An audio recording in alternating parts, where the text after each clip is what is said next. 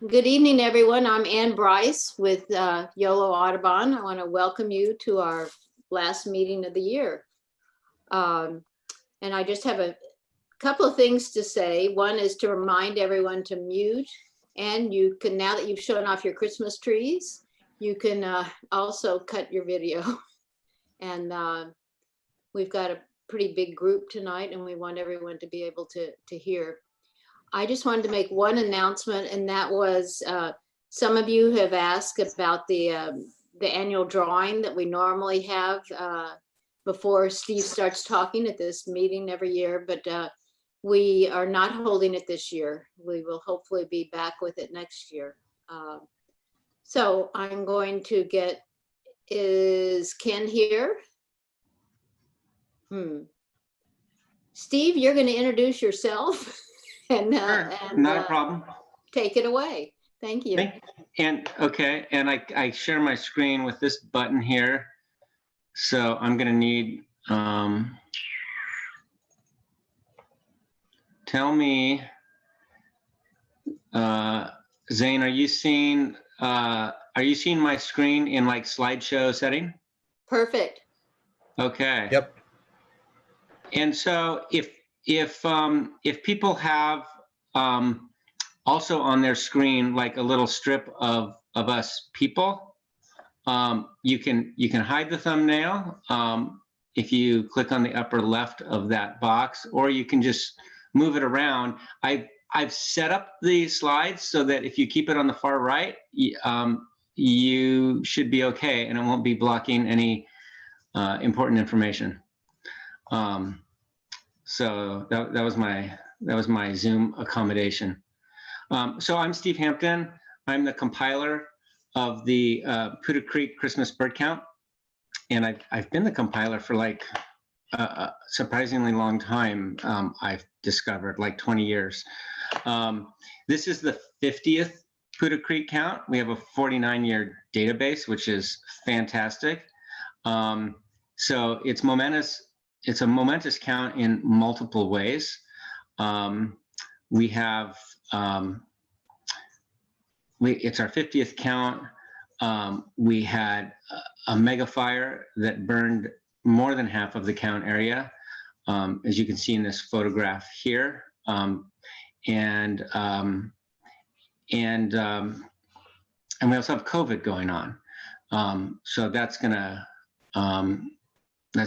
result in a special situation, which I'll describe right now.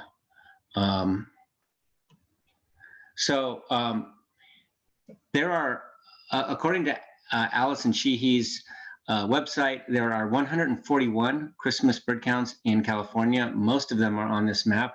Ours is the one in red, which is centered at the intersection of Yolo, Napa, and Solano counties, mostly centered over winters in that area. It was created originally by Davis Audubon Society, which became Yolo Audubon Society 50 years ago. So the situation with COVID is this. With all the new shelter-in-place orders and things like that, 18 of the counts in California have been canceled to date. I expect that number actually to go up. 6 of the counts are restricted, probably more are, but she just didn't have that information. The Sacramento count, which was canceled in August and is back on, the last I know, it is on for December 26th. So our count is one of the restricted counts. And by that, I mean, we're trying to figure out how to do this following all of the guidelines.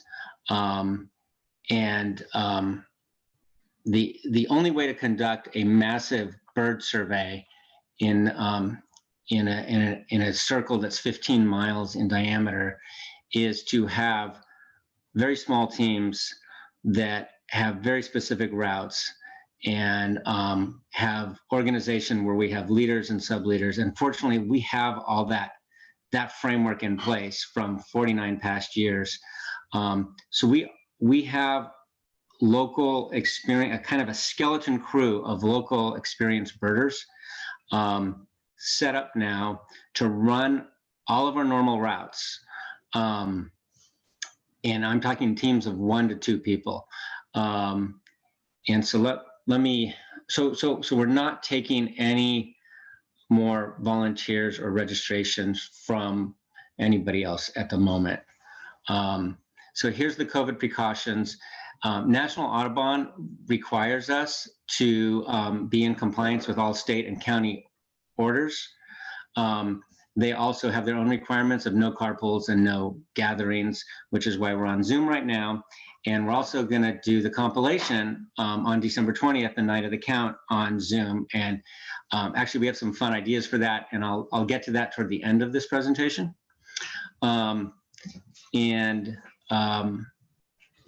So I've gone through all the new governor's orders. I work for the California Department of Fish and Wildlife for one more day, and so we've gone through all of the orders: the mask order, the curfew order, the stay-at-home order, and there are exceptions, as you all know, for outdoor activities such as hiking, photography, walking, jogging, etc., with social distancing or masking if necessary. And if any of you live near a park or a green belt, you see that.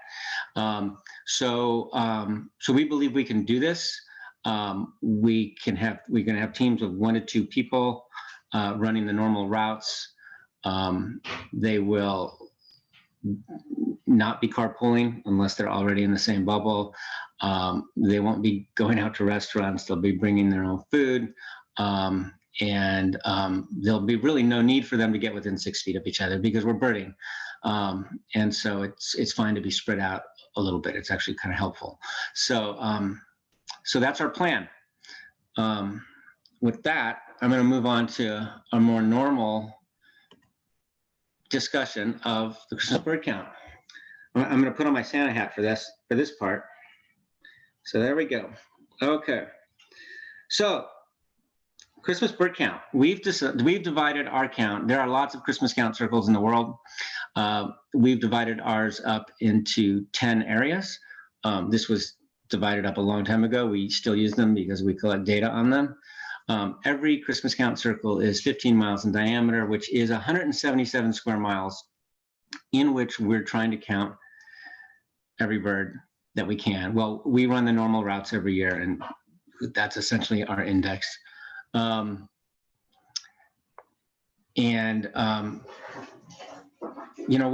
thing I didn't say is I completely acknowledge that normally we use the Christmas bird count to collect data and also as an outreach tool. We welcome birders of all skill level, beginner birders, and there's lots of birders that have stories that the way they got into birding was participation in a Christmas bird count. So it is sad that we can't do that part of it this year, but we hope to next year. Christmas bird counts have a 120-year history. This will be the 121st. The first Christmas bird count was conducted on Christmas Day in the year 1900. There was a tradition of people to go out on Christmas Day and shoot birds with shotguns, and not just game birds that like cardinals and blue jays. And conservationists changed that quite successfully in the long run to a day where we count birds. The original count in the year 1900, without email or internet, had 25 count circles from Toronto, Canada to Pacific Grove, California. And we've been around for 50 years. There's some stats there on all the different there's just more and more count circles around the world now. And it's one of the largest really field data collections of citizen science in the world. Our count is remarkably consistent in terms of number of party hours. And my little screen thing is blocking the picture, but there's someone in the rain. That's actually a picture from this count when we used to have rain. So we're remarkably consistent. A party is a group of people that are following a route. So it could be a party of 1, a party of 2, a party of 6. So we'll have a lot fewer people on this count, but our party hours should ideally be the same. They'll just be smaller parties. But we're one of the more consistent counts, which makes the data quite reliable. Number of species on the Putah Creek count. In the early years, we never got up above 140, and in the more recent years, we've topped 140 species more than half the time. The last few years, last 4 years, we've not gone over 140. We've struggled with some wetland species due to some way Lake Solano is turning over. So that's that. We'll see how that goes this year. So I'm going to spend more time actually on some of the data because of climate change and the fire, to talk about that this year, and a little less time on identification challenges. But there are some identification challenges I do want to get into. So the data tells us all kinds of stuff. So here's one question that comes up all the time is, are Eurasian collared doves, which is the blue line, are they displacing mourning doves? And the answer seems to be no, not really. The picture on the right, Eurasian collared dove, shows a normal dark one and a pale splotchy one. And those pale splotchy ones seem to be pretty regular component of the population. There's some debate over what causes that, but they're not something else. They're not ringed turtle doves. They're Eurasian collared doves. So there's actually some evidence of Eurasian collared doves declining in parts of their range where they were first established. And here's a trivia question that we'll answer later tonight. Zane, is there a way people could submit their answers?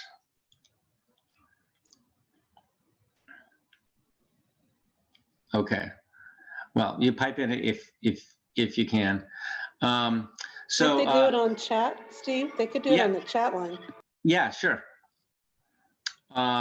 So which species is the most reliable and the least variable in our data? So for you mathematically inclined people, it has the lowest coefficient of variation, which is standard deviation divided by the mean. Or in layman's terms, it has the flattest line. So this is it. This is the flattest line, which just tells you that biological data is notoriously messy. This is as flat as they come. And so that's the quiz question, is what species is this? So let's talk about birds on our count, in our count circle. We've led the nation in all of these species, which is pretty exciting. Great horned owl was not on this list last year. We actually led the nation in great horned owls 2 years ago, and the report just came out like a few days after I gave this talk last year. So 2 years ago, we counted 80 great horned owls. And that's terrific. The area leaders are already planning their multi-area owling routes, and hopefully it'll be good conditions for owls this year. So the report on last year's count came out a few hours ago. So I spent the last few hours looking at it, and we led the nation in these three birds, which we have before, flicker, red-breasted sapsucker, yellow-billed magpie. We also led the nation for the first time ever in California scrub jay. So that was kind of fun. It was like 860 California scrub jays. So we led the nation in 4 species, and scrub jay was new for us. Here's a slide I shared last year about grassland birds. So you may have heard that report came out last year that said 3 billion birds have disappeared, and it was mostly grassland birds. And that's definitely the case for us. All of our local grassland nesting birds, which are the ones in red font, are declining significantly. Killdeer, Savannah sparrow, hornlark are staying even. Say's phoebe is increasing, but Say's phoebe is not really a local nester, although there are some right now, but they're mostly winter migrants here. Most of the birds we count are coming from probably from Alaska. So our local breeding grassland birds are declining dramatically. In our count circle, the obvious explanations are some habitat changes, orchards, or orchardification, we call it, and expanding residential areas. Area 4 right now includes Winters and West Winters, which is a giant construction site of new houses right now. So that's a perfect example of what's going on. We have a lot of birds that are increasing on our count. And I shared this last year too, and some birds that are really increasing. And it turns out that a lot of these are water birds, and this has to do with Lake Solano is changing as it silts up and it changes the conditions. It's bad for some water birds, but good for these. And then insectivores. We have huge numbers of insectivores that are increasing. And that seems to be a function of climate change, the fact that we really don't have freezes anymore. Even the past 3 weeks where it's been pretty cold at night, it's never been below 32 at my house. It's been right at 32 a few nights, but the fruit has not frozen. There's still plenty of bugs. And I've got tanagers and house wrens in my yard right now, so every day, which is 10 years ago, that would have been absolutely crazy. So we definitely have that happening. We've seen about 1 degree Celsius, which is 2 or 3 degrees Fahrenheit, increase in average winter temperature in the Sacramento Valley. This is kind of consistent with statewide trends. This year, here's some of the stats from this year.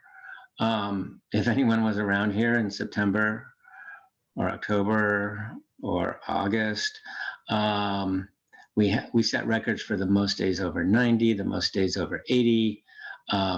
It wouldn't surprise me if this December is going to be a record in terms of our daily highs. It's been in the 60s, mid 60s most of the month, it feels like. So that's where we are. How this affects birds is I mean, we in some ways we're living in a terrible time. In some ways it's a fascinating time to be doing a bird count. Here's some of the sudden global warming events that happened in past history. Well, these events actually took 5, 10, 60,000 years. Our current warming is taking place in the space of a few hundred years. So it's happening 10 to 20, 30, 40, maybe 200 times faster. So the change is happening in the span of a single bird's lifespan, which is remarkable because these birds need to respond in real time or not. And so we're seeing what's responding and what's not responding. So here's an example of how Christmas bird count data can be used to look at responses to climate change.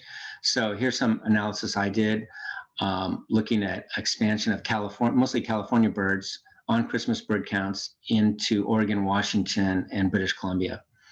And it's been dramatic.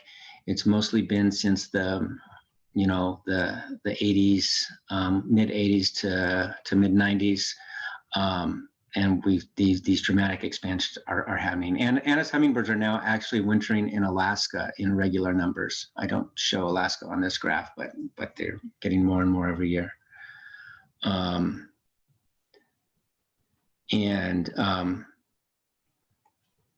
Here's the paper I wrote on this. I was working on it last year when I gave this talk. It's in Central Valley Birds, and it's about mostly these insectivores from the Putah Creek count. So that's available online. And here's data from that paper, and I've added the new data from the last Christmas bird count that we had. So that's the last dot on the upper right on all of these graphs. And these are all species that are really expanding on our count. They were all at 0 back in the day, and now we expect them on our count in reasonable numbers. The neotropical migrants is mostly Western tanagers, but it also includes Townsend's warbler, black-throated warbler, Cassin's vireo, Plumbeus vireo. I don't think it's included, but it could be because that was on the count last year. So that's what we're seeing. That's a Western tanager in the picture. There's actually 3 in my neighborhood right now. So let's talk about fire. I like to say when it comes to landscape change, there's drought, there's insect infestation, but fire's the cleanup hitter, and we've had a lot of it. And you can see in this picture that the oaks, which normally survive pretty well, really took a beating. And I've talked to people that live up there, and they say, yeah, they've lost like half the oaks up there. The white patches are oaks that actually burn to ash. I'll show you an example of that coming up. This is a picture that Sammy LaRocca took recently in Rag Canyon. Rag Canyon used to be very, very damp and moist, actually. It had lichen hanging from the branches. My macabre joke is that on this count, it's going to be exciting. Every bird you don't see will be telling a story. So all the birds you don't see will be very exciting. Here's a graph of California wildfires, acres burned. You've probably all seen this. The 2020 number is over 4 million acres. So if your laptop is open, I think you have to go up maybe 2 laptops, maybe 3 laptops above for the 2020 number. And this graph looks suspiciously like some of those bird graphs I showed you a minute ago from Oregon, Washington, and British Columbia. There's just a lot of graphs that look like that, and they all start around the 1980s, 1990s. Here's a graph I just saw in a webinar. I'm getting addicted to all these webinars during COVID. OEHA, Office of Health and, I'm going to just say Office of Human Health for State of California, Environmental and Human Health. Maybe that stands for it. Becky's on the line, she can tell us. But they had Office of Environmental Health Hazard Assessment. Thank you. They had a great 2-day webinar with some fantastic speakers. This was one of the PowerPoint slides that I grabbed. It shows that everything in the lower right-hand corner is hotter and drier, and everything in the upper left is colder and wetter in terms of our summers, May through October. So our summers, and everything in red is the last 20 years. So all the red dots are down in the lower right. And then those squares and diamonds represent our 10 largest and 10 most destructive wildfires. So there's definitely a strong correlation between hot and dry summers, destructive wildfires, and the last 20 years. And I mean, that's just what we all know. So Mark Koshovsky put together a series of great slides showing the fire history of our count circle. So I'm going to run through that right now, and it's pretty amazing. There's a caveat that some locals have said there's some smaller fires that are missed here, but you'll see none of these fires are particularly enormous. Some of them are, but here's the fires in the count circle over a 20-year period. This is a 10-year period. There was a very large fire, the Miller Fire in 1988, impacted areas 8, 9, and 10, which is Cold Canyon, Mix Canyon, Gates Canyon. Gates Canyon got hit twice. And then this is a 6-year period, a bunch of little fires scattered around, one in Mix Canyon, one at Quail Ridge. And then this is a 14-year period. No, it's not. It's an 8-year period.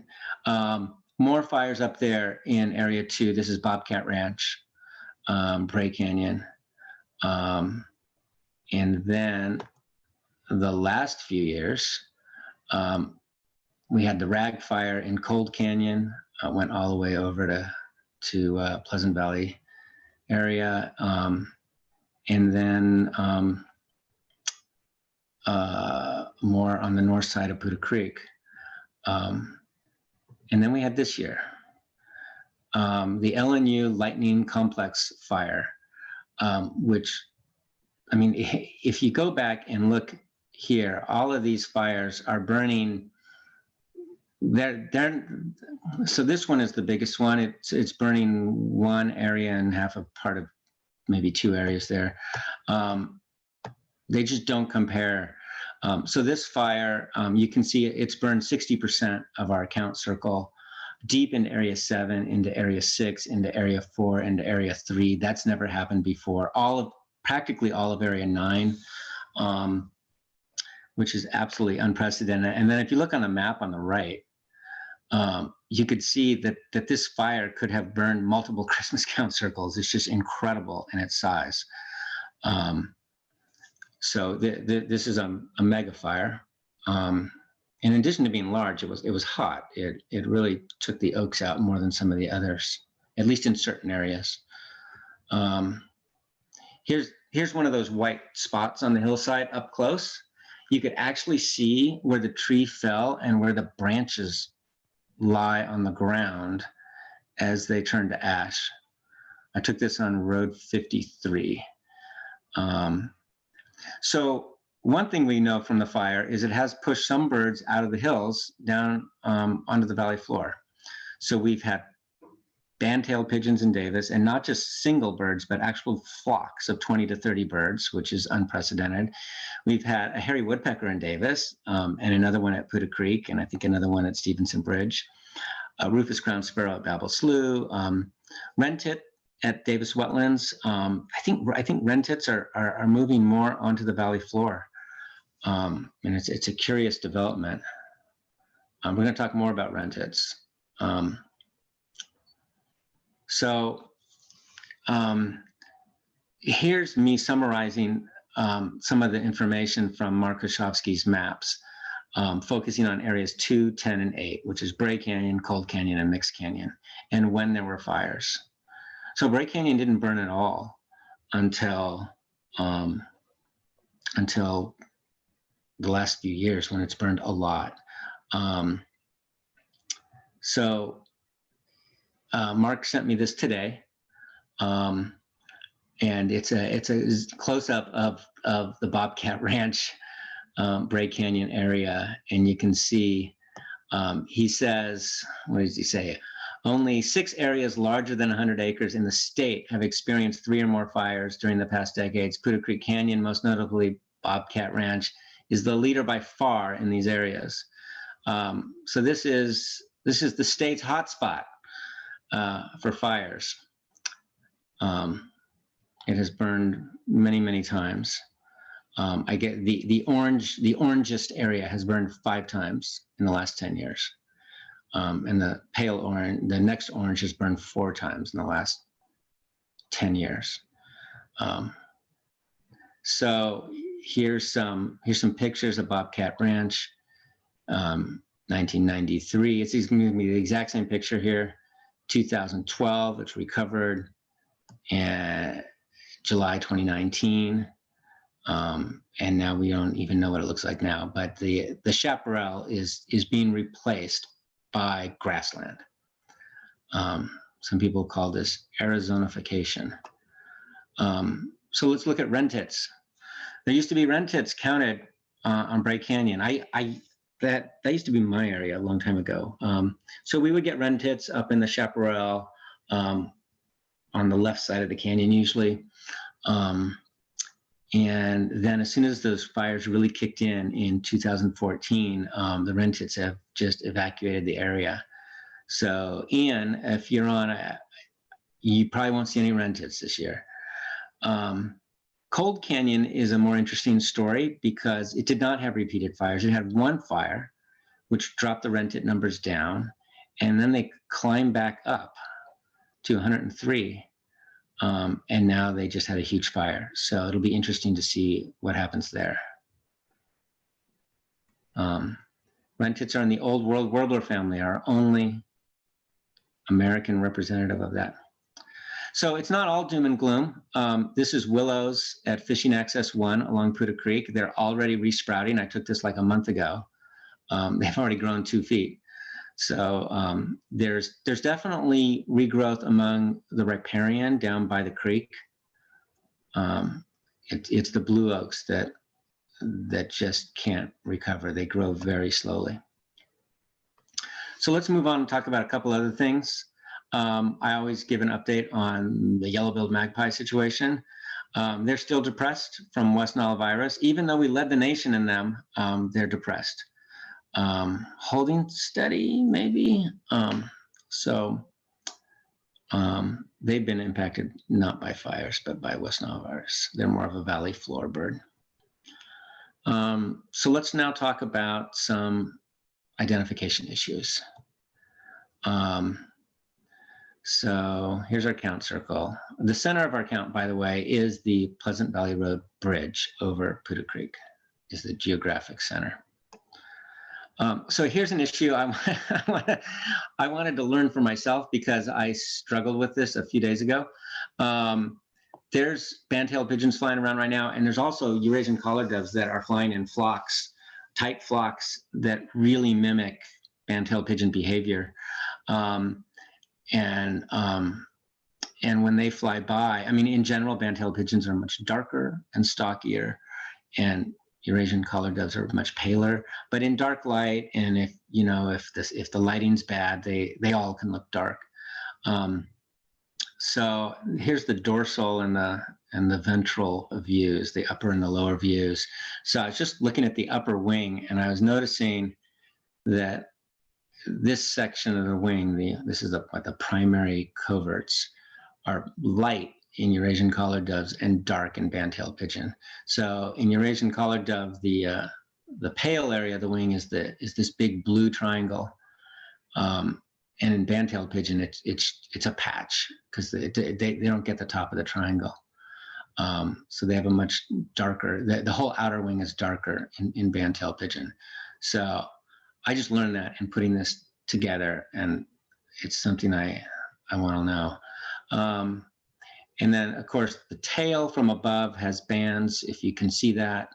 The Eurasian collared dove doesn't. From below, the tails can look pretty similar, although the band-tailed pigeon still has a band. And it does have dark underwings, but again, if they're backlit against the sky, you can't really tell. So it's a huge year for finches. And there's actually more purple finches than house finches around my house right now. House finches on the left here come in all colors, from orange to even yellow to wine and purple, and then they make you think like they're a purple finch, especially this one in the lower right. But they're not. So the purple finches have a two-tone, kind of dark pink and paler pink in the face. So like they have a paler pink stripes and a darker pink crown and cheek. And then Cassin's finch, the red is really concentrated on the crown. And then below they're more washed out. The back of the purple finch is washed with kind of strawberry blush. The back of the Cassin's finch is is more gray and pale.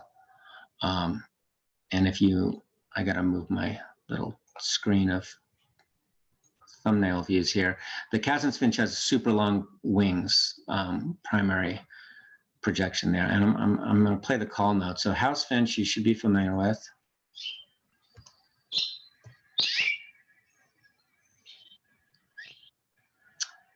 Zane, can we have a sound check? Did you hear that? Oh yeah, it was a little bit quiet, but we could hear. All right. And here's purple finch, has a very distinctive pick noise.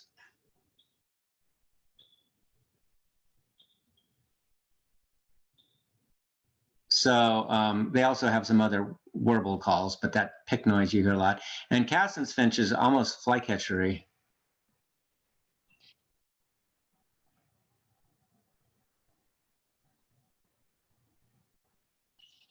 It's very scratchy and staccato-y. I, for one, am not hearing those last two. Yeah, they got quiet for the last two. Really? Yeah, I mean, I could hear it a little bit, but if you can turn it up, it would help. Everything's on full blast. Oh, let me see. I didn't hear it at all. Hold on, let me see what I can do here.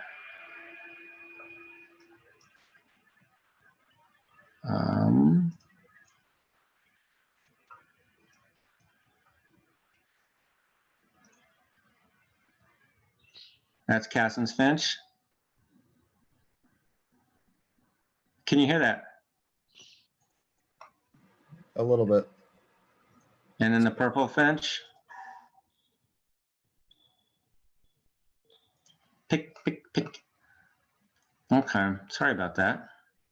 Yeah, they're all equally pretty loud on mine. We did a sound check earlier, but let's move on. Here's the females. The females are actually in some ways easier to tell apart. The house finch is very plain. The purple finch is very dark with white, 2 white stripes that really stand out from a distance. Sometimes they almost feel like they have a greenish wash. And then the Cassin's finch is kind of in between, but it's pretty pale with a lot of pale gray white streakiness, and it has very fine streaking, which doesn't really show in this picture. So there has been a male and female Cassin's finch photographed in East Davis recently. So that's very exciting. Otherwise, they're very rare here, but this is the year. Let's move on to other flyover finches, because there's a lot of flyover finches right now.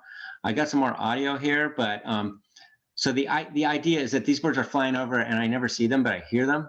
So there's the American goldfinch, which is this dee dee dee dee dee dee dee dee. There's lesser goldfinch. Does kind of a chug chug chug call. It sounds like a zebra finch. The pine siskins, really, there's probably 100 pine siskins in my neighborhood right now, and most of them are just flying over, and I just hear them. So they give this beep beep beep beep beep beep beep beep beep beep, and they also give this scree call. It's very shrill. Anyway, definitely familiarize yourself with some of these pine siskin calls because you'll be hearing them, but you might not be seeing them. And lastly, I included red crossbill. This picture is as good as you'll ever see them in a treetop, but usually they're flying over and you just hear them.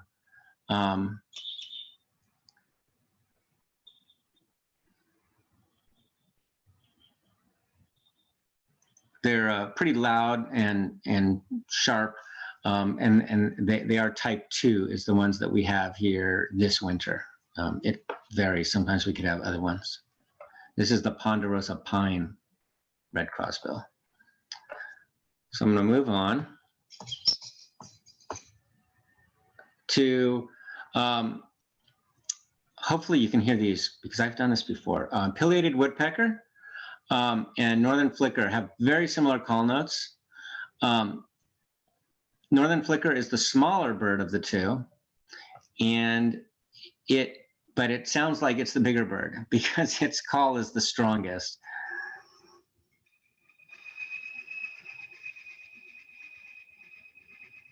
Are you hearing that, Zane? A little bit, not as well as before. Okay, so let me turn it up a little bit there. I went the wrong way. So when I was playing that in the house earlier, a scrub jay outside came to the window. Yeah, it's very loud, it's very steady, it's very insistent. Pileated woodpecker is a little more musical.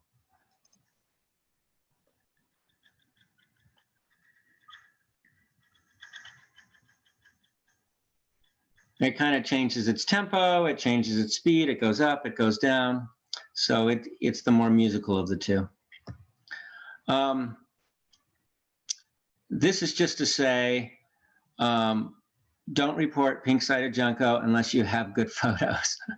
But these are two Oregon juncos on the left and pink-sided on the right. Pink-sided is really not expected in Northern California. They do have a different array of colors. Look at the green tones on the rump of the upper pink-sided.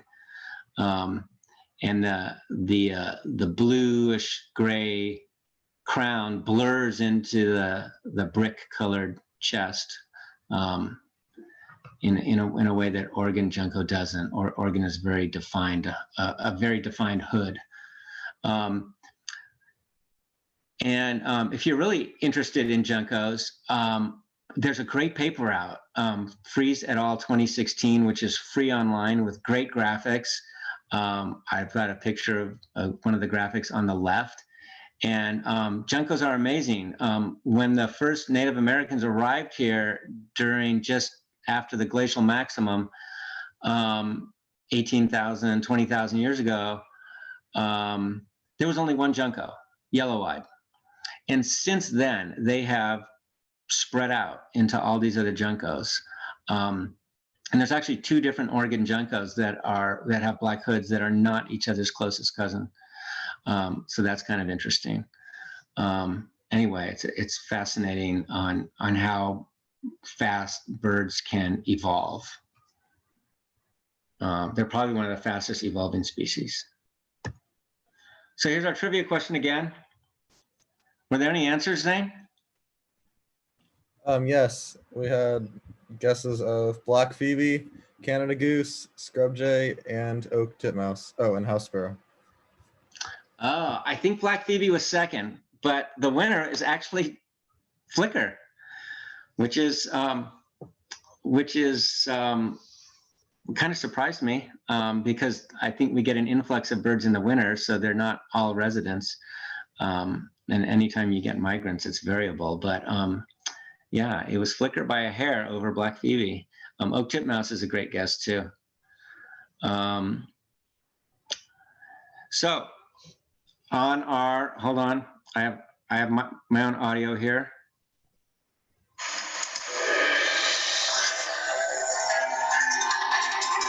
Okay, join us on compilation night, compilation 2020, where we'll hear the returns come in.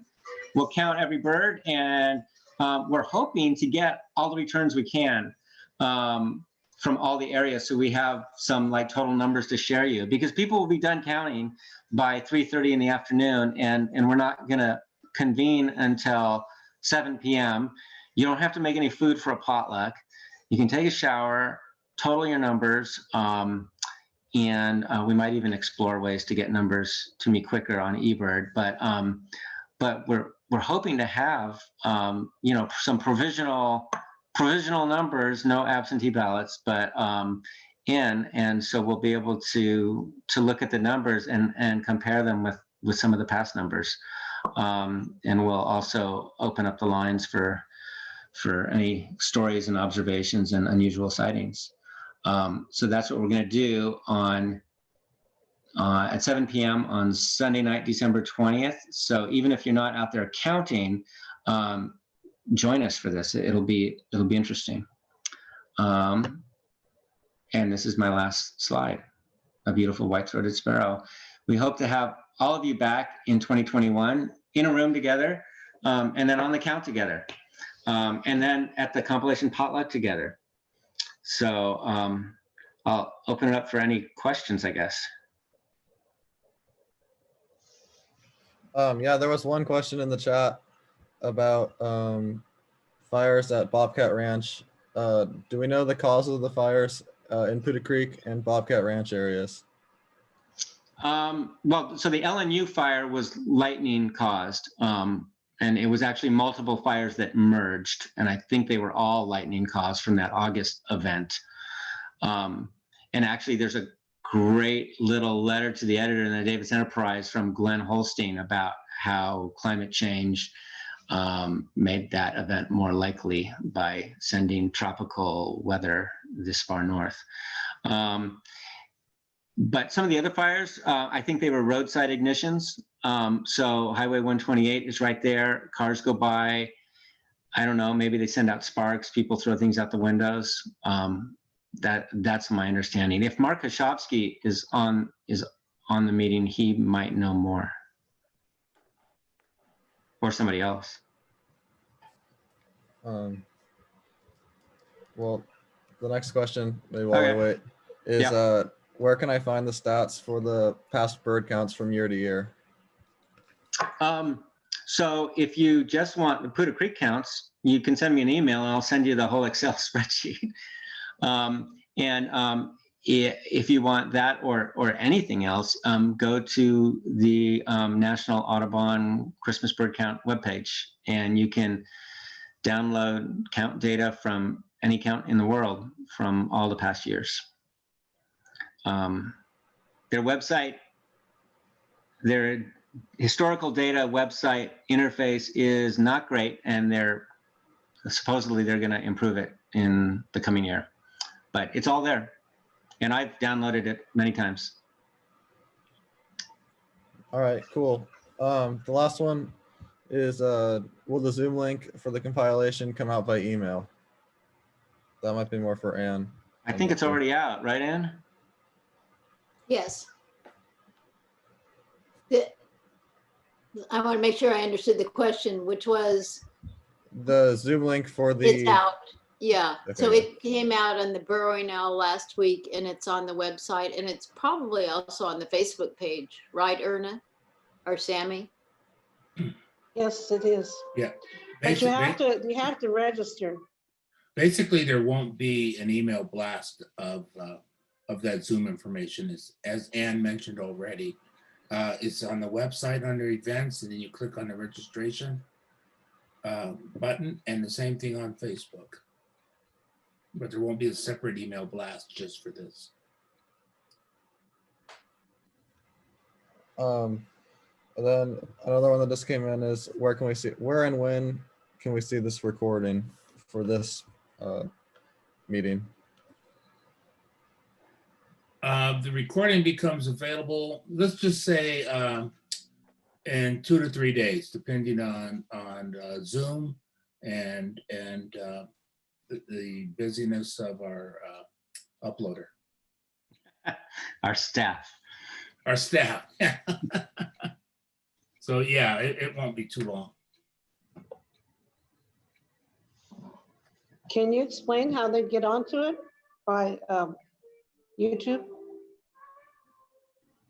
If that was for me, Sammy, I didn't quite understand your question.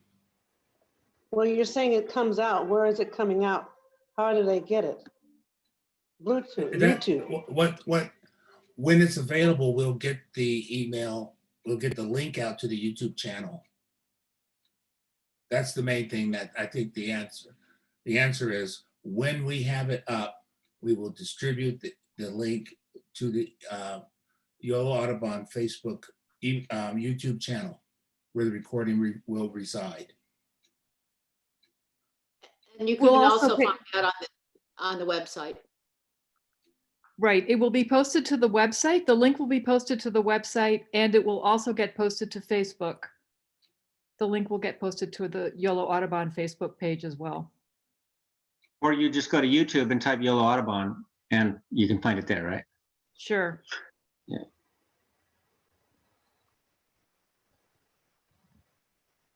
So I got a question I'll answer right here.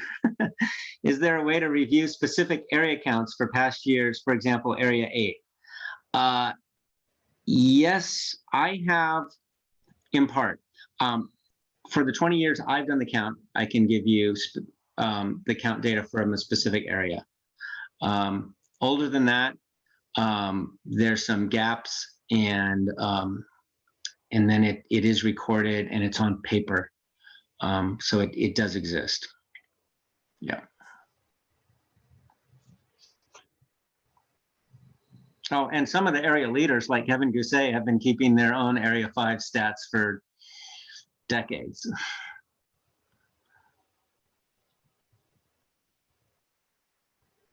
That's all the questions in the chat that I've seen. So I don't know if you want to move on.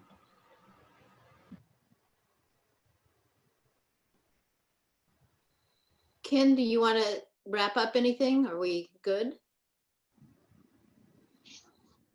Oh, should I stop sharing? I'll stop sharing. Wait, I was liking that picture. No. Oh, sorry. And no, I don't have anything. I think you've handled everything. I appreciate Steve's taking the time to educate us on the count this year, sharing the fire information, and just all around great information tonight. Thank you, Steve. And thanks to Mark too, putting those maps together. That was terrific. Yeah, definitely. So thank you to everyone for coming. I'm especially happy to see that Rob Florkey's on the call. I like to see his real shining face. There he is. Yay, Rob. All right, we will see you back here on Zoom in January, where we'll have our first scholarship student will give a presentation about the work she did with the money that Yolo Audubon gave her.